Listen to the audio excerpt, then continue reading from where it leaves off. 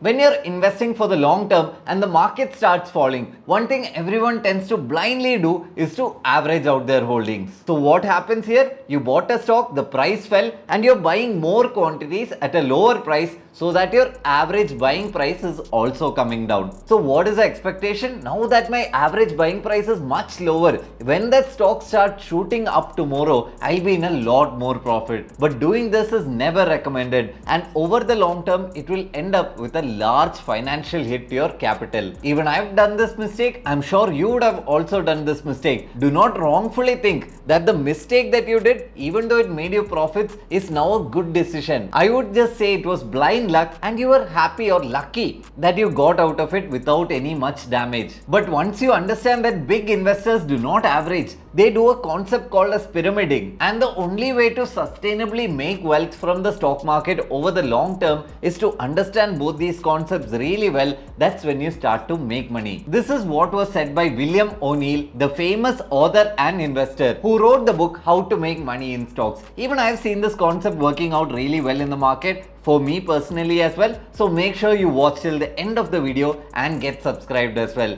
This is Ajay Ajith. Welcome to Market Feed.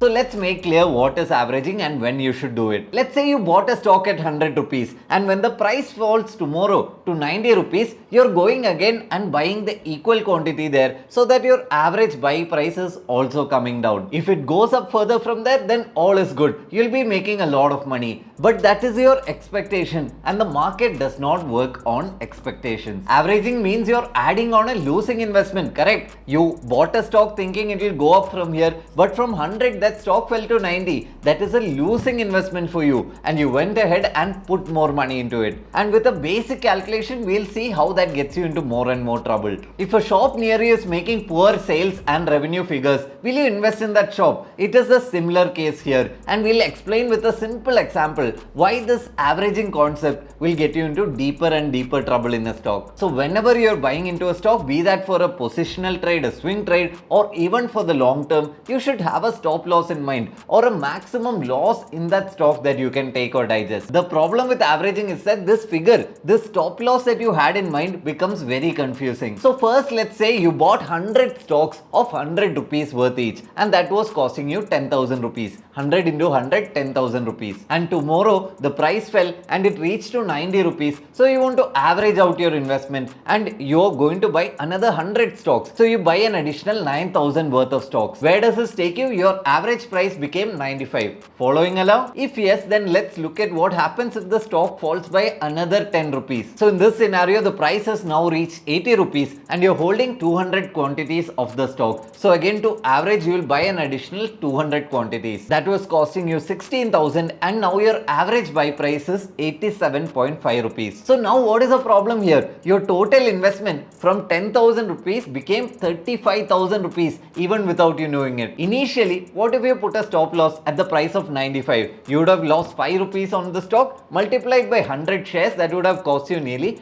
500 rupees. But now in this scenario, the stock's price is 80 rupees, the average buy price is 87.5, and you're losing 7.5 rupees per stock for 400 shares. That is now 3,000 rupees. So hope you understood the concept. This case where you're buying more and more into a losing trade, and every time to average more, you'll have to pump in a lot more money, and without you even knowing it, you'll be in a deeper trouble than you thought with a much larger loss. And the only thing that you have there is hope. That the stock will go up tomorrow. And as I said earlier, the stock market does not work on expectations. It works on reality, it works on facts and figures, and it works on a bit of probability and intelligent money management. So then the obvious question would be, hey, I'm owning a fundamentally good stock, Ajay. What should I be doing there? Even in the case of a fundamentally good stock, it might even be a nifty 50 company. You've seen the case of Idea, you've seen the case of Yes Bank, you've seen the case of all of Anil Ambani's companies, including Reliance Communications, which has destroyed investor wealth in this country. So I would say fix a good stop loss. It can either be on the entire money put into that stock. Let's say you put 10,000, you don't want to lose more than 1,000 rupees, or it can be a percentage based on a good monthly trend line support. The only case where I would suggest averaging a stock is that if it's very fundamentally healthy and it's one of the top 200 companies in India, it fell due to a news but the fundamentals are not affected, or because because the entire market it saw a general correction. Again, I would only do this in the top 200 companies in India, and you would have to keep on checking the max loss every time you start to average out your investments, and you would have to do that judgment call. Is this acceptable to me? Should I be doing this? And only if it passes your checks should you go ahead and invest or average out your investment. In all other cases, especially with mid cap and small cap stocks, I would say have a stop loss in mind and get out of that stock as early as possible. I've told you this multiple times. If a stock is trading at 100 rupees and it falls 50%, where will it reach? It'll reach up to 50 rupees. But to get back to that initial level of 100 rupees, how much does that stock have to rally? It has to rally 100%. So again, even here I would suggest use marketfeed swing trading calculator. I'll put a video on how to use that in the I button here and in the description down below. And make sure every investment you're checking how much you're putting into that stock, what is your max loss in that, and see if that is acceptable to you. In a larger sense, I would say no stock in your portfolio should be causing more than 2% loss to your entire portfolio. So yes, fine.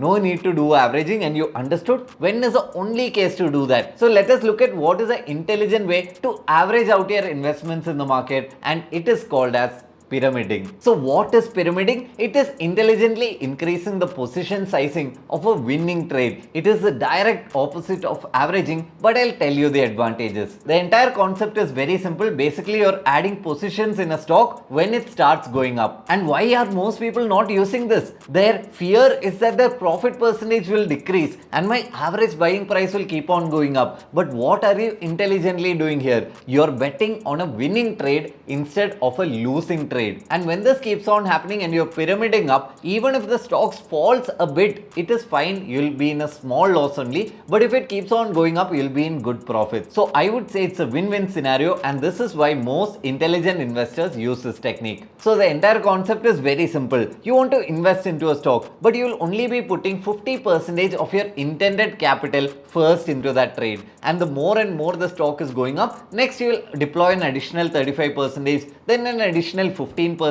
Then at the very top, you can even think about investing the last 5% of your capital. Let's take the example of a winning investment here. You're investing into 100 shares of 100 rupees each. That means you put in 10,000 rupees total. And after that, the stock is going up to 150. Here you'll be buying an additional 30 shares. And now you're put in 4,500 rupees only. You see the trend, right? Even when the stock is going up, you're putting lower and lower amounts only. And again, the stock is going up to 200. You'll be buying only 15 shares that is worth nearly 3,000 rupees. And this trend goes on. If the stock goes up higher, you'll be investing a smaller and smaller amount into it. Unlike averaging, where you are putting a larger amounts to average out your buy price, here you don't have to worry about this. So again, if the stock goes up to 250, he'll buy an additional 5 shares into that by taking his entire investment to 1,250 rupees. So total investment 18,750. Its current value is 37,500. So his net profit is 18,750. What if he did not do the averaging? A simple case here or a simple calculation here will show you that without this upward pyramiding, he would only have a profit of 15,000 rupees. It might look insignificant,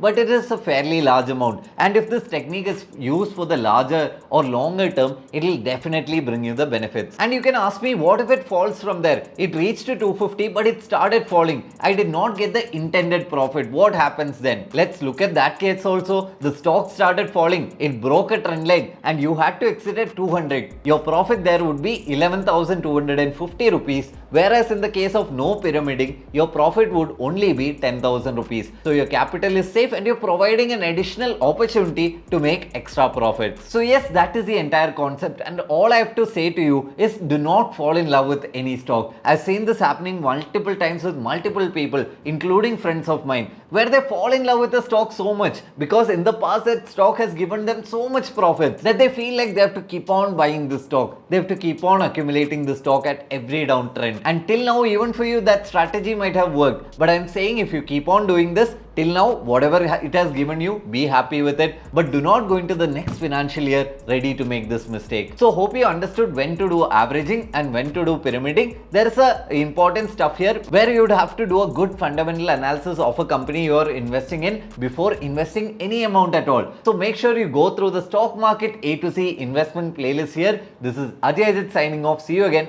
Bye bye.